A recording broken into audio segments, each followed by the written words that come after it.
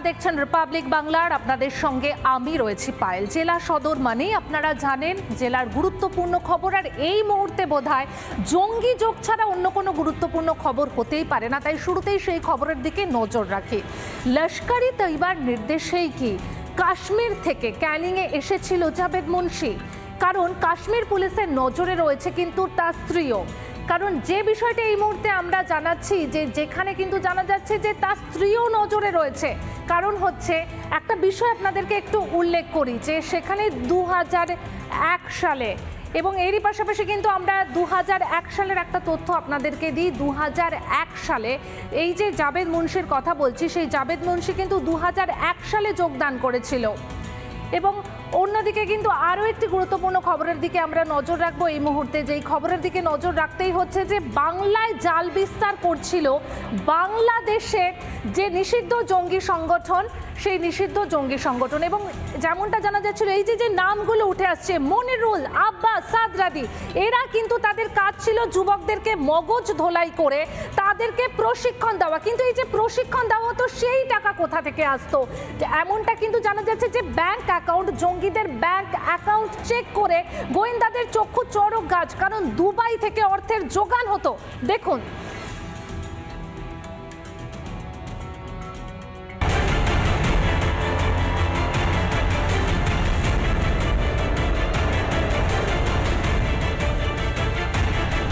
গত সপ্তাহে মুর্শিদাবাদ থেকে ধরা পড়েছে 2 জেএমবি জঙ্গি। তাদের জেরা এবং নথি যাচাই করে উঠে আসছে একের পর এক বিস্ফোরক তথ্য। বাংলায় জঙ্গি কার্যকলাপ চালাতে ধৃত মনিরুল শেখ ও আব্বাস আলীর কাছে টাকা আসতো দুবাই থেকে। অস্ত্র প্রশিক্ষণ দেওয়া এবং জঙ্গি সংগঠনকে চাঙ্গা করার জন্য অর্থ এসেছিল, অর্থাৎ টাকা পাঠানো হয়েছিল দুবাই থেকে। দুবাই থেকে এই স্লিপার সেলের সদস্যের কাছে তাদের যে ব্যাংক অ্যাকাউন্ট রয়েছে, সেই ব্যাংক অ্যাকাউন্টে কিন্তু টাকা পাঠানো হয়েছিল এবং দফায় দফায় সেই টাকা পাঠানো হয়েছে। দুবাই থেকে বাংলায় ঢুকতো টাকা, জঙ্গি সংগঠন চালাতে আসতো টাকা। মুর্শিদাবাদ থেকে ধৃত স্লিপার সেল মনিরুল শেখের অ্যাকাউন্টে টাকা ঢুকেছিল আব্বাস আলীর অ্যাকাউন্টেও। কেরল থেকে ধৃত সাদরাদিরও ভোটার কার্ড মিলেছে মুর্শিদাবাদের নওদার। কিভাবে সে মুর্শিদাবাদে ঘাঁটি গাড়ল তা নিয়েও গোয়েন্দারা চাঞ্চল্যকর তথ্য জানতে পেরেছে। এবিটির প্রধান জসিমউদ্দিন রহমানি, তার মাধ্যমে এই সাদরাদিকে একাধিক জঙ্গি সংগঠনের যে গ্রুপ রয়েছে, সেই গ্রুপে তাকে অ্যাড করিয়ে নেওয়া হয় এবং তারপরে এই জঙ্গি সংগঠনটাকে কার্যত নেটওয়ার্ক তাদের ছড়ানোর চেষ্টা করতে থাকে সাদরাদি। ভারতে চলে আসে, বাংলায় প্রবেশ করে সাদরাদি এবং এই যে হরিহরপাড়াতে যে মনিরুল শেখের আছে, সে কিন্তু আশ্রয় নেয় এবং দীর্ঘদিন থেকে সেখানে বসবাস করতে শুরু করে। ধৃত আব্বাস আলী ও মনিরুলের সঙ্গে পাকিস্তানের জঙ্গি সংগঠনেরও যোগ ছিল বলে জানতে পেরেছেন গোয়েন্দারা।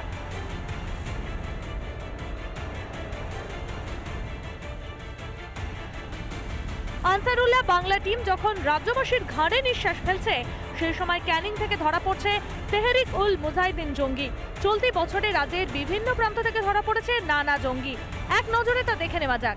21শে জুন 2024 ধরা পড়ে মোহাম্মদ হাবিবুল্লাহ, যা বাংলাদেশের শাহাদাত জঙ্গি সংগঠনের সদস্য ছিল। বর্ধমান থেকে গ্রেফতার, পাকড়াও করা হয়। এরপর জুনেরই 25 তারিখে ধরা পড়ে শেখ হারেজ, বাংলাদেশের শাহাদাত জঙ্গি সংগঠনের সদস্য ছিল। হাওড়া স্টেশন থেকে গ্রেফতার হয় শেখ হারেজ।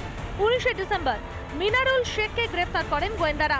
আনসারুল্লাহ বাংলা টিমের সদস্য এই জঙ্গি পাকড়াও হয় মুর্শিদাবাদের হরিহরপাড়া থেকে। একই দিনে অর্থাৎ 19শে ডিসেম্বর ধরা পড়ে মোহাম্মদ আব্বাস আলী, সেও আনসারুল্লাহ বাংলা টিমের সদস্য।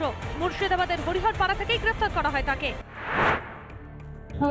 আমি তো মনে করি মুর্শিদাবাদের কোনো জঙ্গি যোগ নেই, ভবিষ্যতেও ছিল না, আগামী দিনেও থাকবে না। মুর্শিদাবাদের মানুষ সোজা ব্যাটে খেলতে ভালোবাসে। এখানে মুর্শিদাবাদ নিয়ে যে আশঙ্কা করা হচ্ছে, এর আগে যেটা ঘটেছিল আপনারা জানেন, বর্ধমান ডিস্ট্রিক্টের খাগড়াগড়। কাজেই কেউ যদি কোনো বাজে কাজের সঙ্গে থাকে, তার হয়ে কথা বলার তো দূরের কথা, তাকে কঠোর সাজা দেওয়ার ব্যবস্থা আমাদের জেলা পুলিশ প্রশাসন যথেষ্টই সজাগ এবং সক্রিয় আছে। এখন প্রশ্ন, বাংলা কি জঙ্গিদের নিরাপদ আশ্রয়স্থলে পরিণত হয়েছে?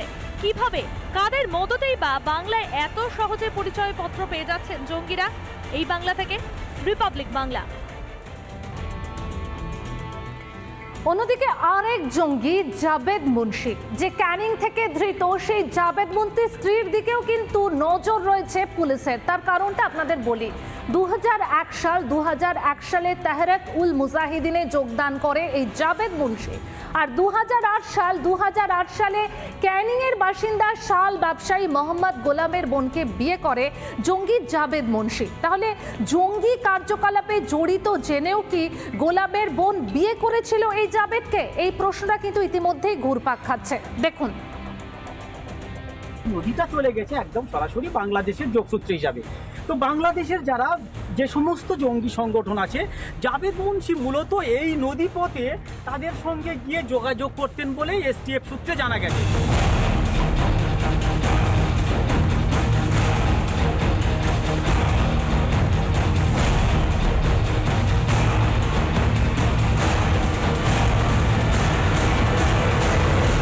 পাকিস্তান থেকে প্রশিক্ষণপ্রাপ্ত জাবেদ জঙ্গি সংগঠন লস্কর-ই তৈবার নির্দেশে এসেছিল বাংলায়। গত 19শে ডিসেম্বর বিমানে দিল্লি থেকে সকাল 11টায় নাগাদ জাবেদ কলকাতায় আসে। তারপর সেখান থেকে সে সড়ক পথে যায় ক্যানিং।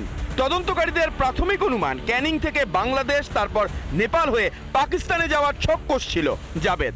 তবে শুধুমাত্র পাকিস্তানে যাওয়ার সেফ প্যাকেজ হিসেবেই বাংলাকে ব্যবহার করছিল সে, নাকি নেপথ্যে ছিল অন্য কোনো বড় ছক? শ্রীনগর থেকে প্রায় 2500 কিলোমিটার দূরে ক্যানিংয়ে কাশ্মীর এসটিএফ এর জালে জঙ্গি জাবেদ ধরা পড়তেই উঠছে একাধিক প্রশ্ন। কেন ক্যানিংয়ে এলো তেহরিক উল মুজাহিদিনের সদস্য? লস্করের জাল বিস্তারেই কি এসেছিল জাবেদ? কাশ্মীরি জঙ্গি জালে আসতেই বিস্ফোরক সব তথ্য পাচ্ছেন তদন্তকারীরা। ক্যানিংয়ের এই যে মাদলা নদীটা চলে গেছে ওর ওপারে ডকঘাট, আর এই নদীটা চলে গেছে একদম সরাসরি বাংলাদেশের যোগসূত্র হিসাবে। তো বাংলাদেশের যারা যে সমস্ত জঙ্গি সংগঠন আছে, জাবেদ মুন্সি মূলত এই নদীপথে তাদের সঙ্গে গিয়ে যোগাযোগ করতেন বলেই এসটিএফ সূত্রে জানা গেছে। এছাড়া এই যে নদীটা আছে, এই নদীতে তিনি নদী পেরিয়ে বাংলাদেশে আর কয়েকদিন পরে তিনি চলে যেতেন এবং সেখানে গিয়ে জঙ্গিদের যে সমস্ত সংগঠন আছে তাদের সঙ্গে যোগাযোগ করে তাদের নির্দেশ এনে এই ক্যানিং এলাকায় তিনি তাদের সন্ত্রাসবাদী কার্যকলাপ ছড়িয়ে দেওয়ার একটা চিন্তা ভাবনা করেছিলেন। মাধ্যমিকের পরই জঙ্গি সংগঠনে যোগ। পাকিস্তানের জঙ্গি সংগঠন লস্কর-ই তৈবায় যোগ দেয় জাবেদ। মগজধোলাইয়ের পর পাকিস্তানে যায় সে। পাকিস্তানে আইইডি তৈরি ও অস্ত্র চালানোর প্রশিক্ষণ নেয়। তখনই লস্করের বড় মাথাদের সঙ্গে যোগাযোগ। পাকিস্তানের পাসপোর্ট তৈরি করে ফেলে। নিয়মিত পাকিস্তানে যাতায়াত ছিল জাবেদের। পুলিশের চোখে ধুলো দিতেই এসেছিল বাংলায়। সীমান্ত পেরিয়ে বাংলাদেশ পালানোর ছক ছিল জাবেদের। আগেও দুবার বাংলা এসেছিল সে। 2021 সালে 20 দিন ছিল এই রাজ্যে, 2022 সালে 5 দিন ছিল ক্যানিংয়ে। এলাকার বিভিন্ন বাড়িতে বাড়িতে গিয়ে যখন শাল বিক্রি করত, সেখানে কারো দারিদ্রতার দুর্বলতার পেয়ে সেই বাড়ির পরিবারের মাথা বা সেই বাড়ির কোনো শিক্ষিত হতে পারে বা বেকার যুবককে মগজ ধোলাই দিত। মগজ ধোলাই দিয়ে জেহাদি কার্যের সঙ্গে যদি তাদেরকে যুক্ত করা যেত, তাদেরকে সেই রকম অনুপ্রাণিত করত। তেহরিক উল মুজাহিদিনের সদস্য জাবেদ কাশ্মীরি খারিজি মাদ্রাসায় প্রশিক্ষণ দিত। জিহাদিদের অস্ত্র প্রশিক্ষণ দিত জাবেদ। অস্ত্র ও টাকার যোগান আসত পাকিস্তান থেকে। কাশ্মীরে একের পর এক বিস্ফোরণের ঘটনায় নাম জড়ায় জাবেদের। 2011 সালে এক নেতাকে খুনের অভিযোগে গ্রেপ্তার হয়। জেল থেকে বেরিয়ে পুরো দমে লস্করের হয়ে কাজ শুরু করে জাবেদ। গোয়েন্দা সূত্রে খবর, কাশ্মীর উপত্যকায় সংগঠন বাড়ানোর পাশাপাশি গোটা দেশে লস্করের নেটওয়ার্ক মজবুত করার দায়িত্ব দেওয়া হয়েছিল জাবেদকে। পশ্চিমবঙ্গ সহ বিভিন্ন জায়গায় থাকা কাশ্মীরি যুবকদের লস্করের সঙ্গে যুক্ত করার কাজ শুরু করে জাবেদ। কাশ্মীর পুলিশের নজরে ক্যানিং থেকে ধৃত জঙ্গি স্ত্রীর ভূমিকাও। এদিকে ধৃত জঙ্গির আত্মীয় শাল বিক্রির পাশাপাশি জঙ্গি সংগঠনের কাজও করছিল কিনা তাও খতিয়ে দেখছেন তদন্তকারীরা। আতশ কাঁচের তলায় বাড়ির মালিকও। রিপাবলিক বাংলার জন্য বরুণ হালদারের রিপোর্ট, দক্ষিণ 24 পরগনা। রয়েছে বাংলাদেশের সচিত্র পরিচয়পত্র, তার পরেও কোনো এক অদৃশ্য জাদু বলে ভারতের ভুয়ো আধার কার্ড তৈরি করে দক্ষিণ দিনাজপুরের কুমারগঞ্জে বসবাস করছেন বাংলাদেশের এক অনুপ্রবেশকারী। রবিবার গভীর রাতে তাকে গ্রেপ্তার করা হয় এবং যেমনটা জানা যাচ্ছে যে এই ভুয়ো আধার কার্ডকে কাজে লাগিয়ে বিভিন্ন জায়গায় কাজও করতো এই অনুপ্রবেশকারী। কে বা কারা জোগাচ্ছে এই ভুয়ো আধার কার্ড, আর কেনই বা ভারতে আস্তানা গেড়েছিল এই বাংলাদেশ অনুপ্রবেশকারী, তার তদন্ত শুরু করেছে পুলিশ।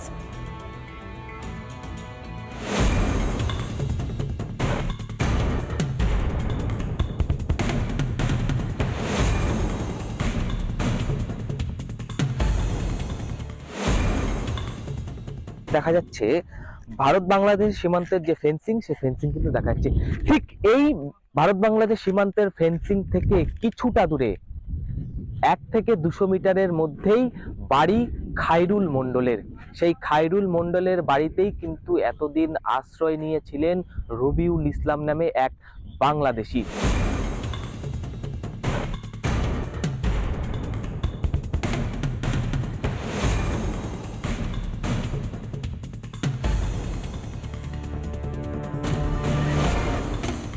বলতে পারছি না, আমি শ্বশুর বাড়ি থাকি, পরশুদিন এখানে এসেছি আমি। কালকে কি দেখলে তাহলে? কত লোক এসে নিয়ে চলে গেছে। কখন সেটা? টাইম বলতে পারবো না, রাতে রাত্রেবেলা নিয়ে গেছে। কিছু বললো না কি কারণে নিয়ে যাচ্ছে? না, ওগুলা কিছু বলেনি। বাবা কিছু বলেছে? না, বাবা কিছু বলেনি। ওই সময় তোমার ছিলে? না, আমি ছিলাম না।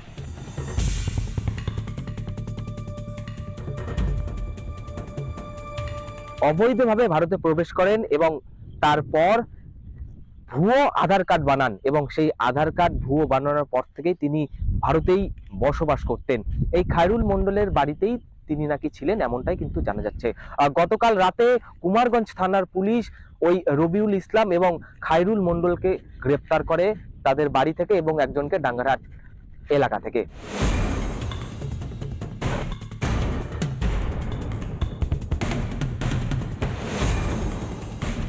আমাকে যে মানে যেমন খবর নেয় একাই এসেছিলো, আর ওনার সঙ্গে ওই জাকিরপুরের একজন বলছে ওর মামা হয় নাকি।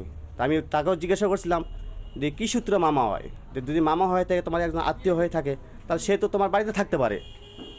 তো ওনারা মানে বলে যে আমাদের থাকার জায়গা নেই, এই সূত্রে নিয়ে ডাঙ্গাতে যারা যারা মানে একটু রুম ভাড়া দেয় তাদের কাছে সবার কাছে কিন্তু উঠা বসা করে, শুধু আমার কাছে একার কাছে না, তাদের কাছে গিয়েছে, মানে সেই সূত্র অনুপাতে আমার কাছে এসেছিল।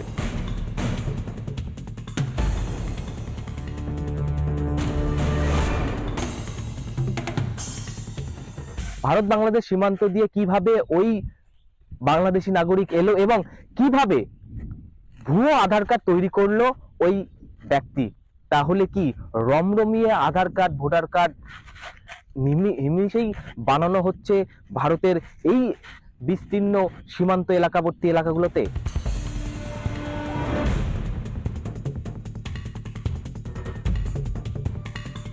আতঙ্ক বলতে এটা কি কথা, মানে যেগুলো ভালো প্রশাসন যেটা করবে সেটা ভালো হবে। আমরা তো চাই সেফ থাকতে, যে কোনো সময় তো যে কোনো বিপদ হতে পারে। অবশ্যই আমরা তো চাই এটা। এখন প্রশাসন যেটা করবে সেটা হবে, যেটা ভালো হয়।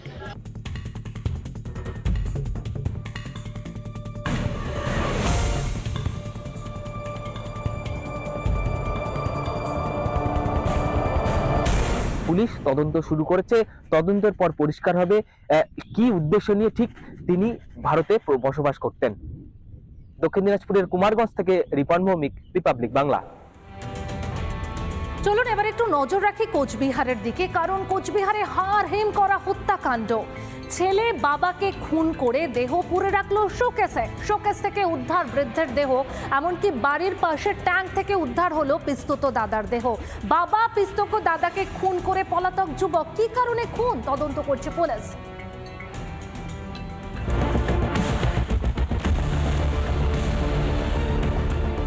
ছেলের হাতেই খুন হয়েছে বাবা, এবং সেই দেহ উদ্ধার হয় ঘরের ভিতর শোকেস থেকে একটি কম্বলের মধ্যে বাঁচানো অবস্থায়। এই মুহূর্তে দাঁড়িয়ে রয়েছে সেই বাড়ির সামনে, সেই বাড়ি পুরো এলাকা ঘিরে রয়েছে কোচবিহার পুলিশ, এবং সাধারণ মানুষের আতঙ্কের সৃষ্টি হচ্ছে।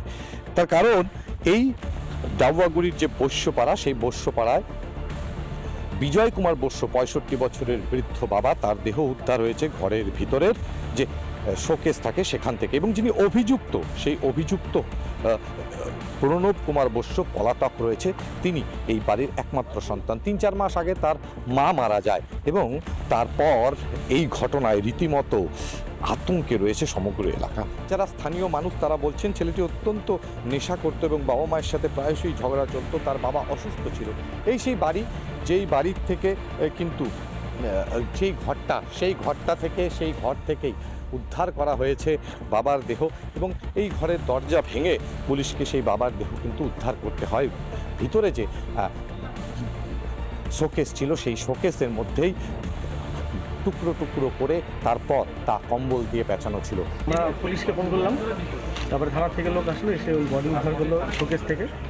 ওখানে বাবা মৃত অবস্থায় ছিল, ব্লাড ছিল এমনিতে আশেপাশে, আপনার ওই কিছু আপনার ওই বাস টাসের মধ্যে ব্লাডও লেগেছিল। এইসব দেখে তারপরে পুলিশ দরজা ভাঙে ওই আপনার লাশটাকে উদ্ধার করে।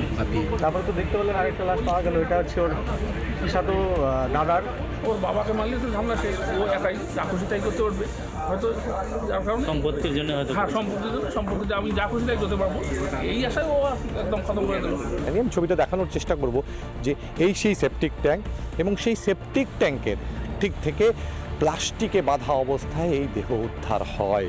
দীর্ঘদিন এই সেপটিক ট্যাঙ্কের ভিতর ছিল, প্রাথমিকভাবে এটাই ধারণা করা হচ্ছে। এবার সে কারণেই প্রচণ্ড দুর্গন্ধ ছড়িয়েছে। মানুষ তো বলতে যে 1-1.5 মাসের মতো হয়েছে নিখোঁজ। সেটা কি করতো? মাশরুমের চাষ করতো লকডাউনের আগে, এখন কিছু করতো না। বাড়ির অবস্থা কেমন? বাড়ির অবস্থা ভালো আছে, জমি জায়গা আছে। একটাই ছেলে? একই ছেলে। ঘটনাস্থলে রয়েছে বিরাট পুলিশ বাহিনী, উপস্থিত রয়েছেন কোচবিহার জেলা পুলিশ সুপার। কোচবিহার থেকে কিংশুক দত্ত, রিপাবলিক বাংলা। শুরু হয়ে গেল বিশ্বভারতীর পৌষ উৎসব।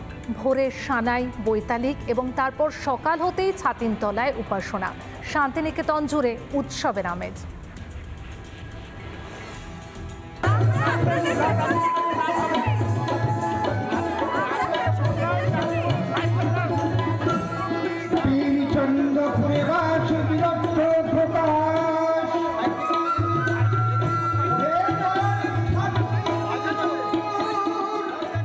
গুরুদেবের বিশ্বভারতীতে শুরু হয়ে গেল পৌষ উৎসব। ভোরবেলায় বৈতালি, সানাই আর তারপর উপাসনা, আর সব মিলিয়ে এবারও কিন্তু পৌষ উৎসবকে ঘিরে সেজে উঠেছে শান্তিনিকেতন। ভোরে বৈতালিক, সানাই আর ছাতিমতলায় উপাসনার মতো একাধিক চিরাচরিত রীতি মেনেই শুরু হয়ে গেল বিশ্বভারতীর পৌষ উৎসব। মেলার পৌষ মেলার যে ঐতিহ্য সেইটা আবার পুনরায় ফিরে পাচ্ছি। আশ্রমিক হিসেবে এটা খুবই ভালো লাগছে যে আমরা সেই যে পুরনো শান্তিনিকেতনের ঐতিহ্য এটা উপভোগ করছি। পৌষের ঠান্ডায় শান্তিনিকেতনে জমে উঠেছে পৌষ উৎসব। বিশ্বভারতীর উপাচার্য সহ জেলা শাসক, জেলা পরিষদের সভাধিপতির উপস্থিতিতে শুভারম্ভ হয় মেলার। জেলা প্রশাসন, জেলা পুলিশ প্রশাসন এবং বিশ্বভারতী কর্তৃপক্ষ সবাই আমরা মিলেমিশেই বহুবার এখানে আলোচনা হয়েছে। সেই অনুযায়ী এখানে নিরাপত্তা এবং অন্যান্য যে ব্যবস্থা, সেই ব্যবস্থা সেভাবেই রাখা। 4 বছর পর 2019 সালের পর আবারও একবার বিশ্বভারতী ও শান্তিনিকেতন ট্রাস্টের যৌথ উদ্যোগে মেলার মাঠে আয়োজিত হচ্ছে পৌষ মেলা। স্বাভাবিকভাবেই কিন্তু বাড়তি উন্মাদনাও রয়েছে এই মেলাকে কেন্দ্র করে। প্রায় 1800টি স্টল কিন্তু এই মেলায় রয়েছে। শান্তিনিকেতন ট্রাস্টের এটা পুরোটাই উৎসব এবং মেলা, সেটাই আমরা বিশ্বভারতী করতে পেরেছি। এটার জন্য আমরা এই ঐতিহ্যকে চেষ্টা করেছি বজায় রাখার জন্য। সব মিলিয়ে উৎসবের আমেজে মেতে উঠেছে গোটা শান্তিনিকেতন। এবং স্বভাবতই খুশি আশ্রমিক থেকে ছাত্রছাত্রী সকলেই। শান্তিনিকেতন থেকে মনোরঞ্জন চট্টোপাধ্যায়, রিপাবলিক বাংলা। বাঘিনীর মুখের স্বাদ বদলাতে ছাগল মহিষের বদলে আনা হয়েছে শূকর, কিন্তু তারপরেও ধরা দিচ্ছে না বাঘিনী, কিছুতেই টোপ গিলছে না বাঘিনী। তবে বন দপ্তর কর্মীদের হিসেব মতন পুরুলিয়াতেই রয়েছে বাঘিনী।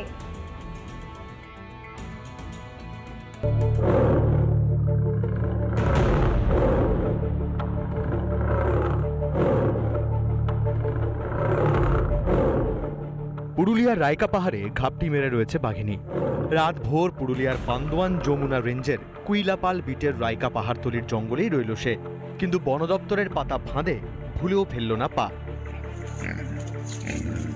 এই বাঘিনীকে একেবারে ফাঁদে ফেলার জন্য কিন্তু যে ওত পেতে রাখা হয়েছিল, অর্থাৎ মহিষ এবং ছাগল বেঁধে রাখা হয়েছিল খাঁচাবন্দি করার জন্য, তা কার্যত বিফলে গেছে বন দপ্তরের সেই একেবারে উদ্যোগ। তার লোকেশন একেবারে বারবার কিন্তু এক স্থান থেকে অন্য স্থানে হওয়ার কথা থাকলেও তা কিন্তু হয়নি।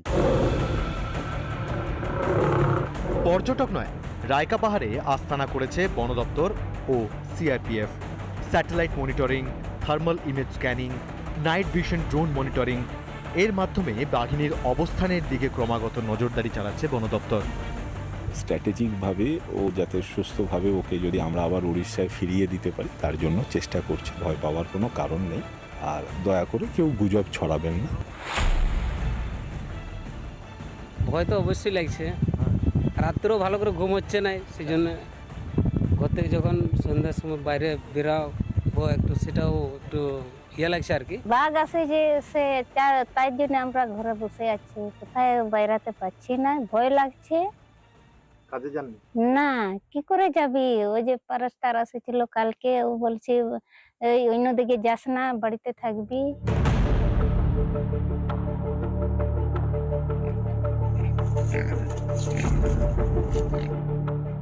শনিবার গভীর রাত্রিতে যে বাঘিনী কিন্তু এখানে আশ্রয় নিয়েছে, তাকে একেবারে খাঁচা বন্দি করতে গিয়ে বন দপ্তর কিন্তু হিমশিম। অন্যদিকে বন দপ্তরের পক্ষ থেকে স্থানীয় যে গ্রামগুলি রয়েছে সেই গ্রামগুলিতে ইতিমধ্যে মাইকিং করে সচেতনতার প্রচার চালানো হচ্ছে।